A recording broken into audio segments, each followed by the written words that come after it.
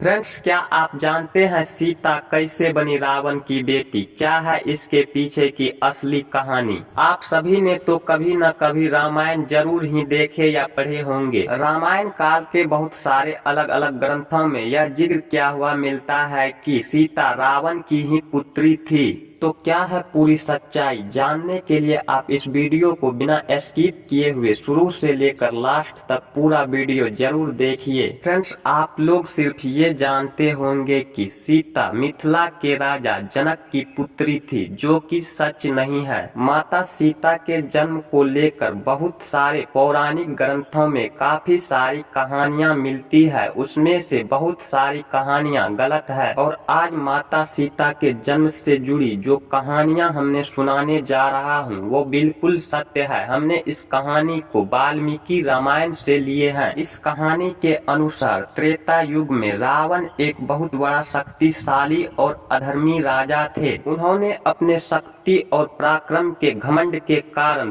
पूरे ब्रह्मांड को जीतने का निश्चय किया था। इसी कारण उन्होंने बड़े बड़े राजा महाराजाओं को पराजित कर अपने विश्व विजयी अभियान के पथ पर आगे बढ़ रहा था। इसी दौरान रावण ने जब एक और राज्य को जीतने के लिए जा रहा था तो उसे एक दिन रास्ते में बहुत जोरों का प्यास लग गया। जब रावण ने वहां इधर उधर नजर दौड़ाया तो वहां पर कोई भी पानी का स्रोत दिखाई नहीं दे रहा था, न ही वहां कोई घर द्वार था। चारों तरफ दूर दूर तक बहुत घना जंगल था और बीच में से एक छोटा सा रास्ता था, जिस रास्ते से रावण अपने रथ से जा रहे थे। कुछ दूर आगे जाने पर रावण को जंगल में एक कुटिया नजर आई। जब उस कुटिये में रावण पहुंचा तो वहां कुछ ऋषि मुनि लोग थे। रावण ने उस ऋषि मुनियों से कहा कि मुझे बहुत जोरों की प्यास लगी है, तुम लोग शराब की व्यवस्था कराओ। ऋषिगण रावण की इस बातों को सुनकर रावण से कहा कि हे राजन, हम लोग तो ऋषि मुनि हैं, हम लोग शराब कहाँ से लाएं? आप चाहें तो हम आपको ठंडे मीठे जल पिला सकते हैं। रावण ने ऋषि मुनियों की इन बातों को सुनकर बहुत ज्यादा क्रोधित हो गया और उन्होंने उन तमाम ऋषि मुनियों का सर धड़ से अलग करने लगा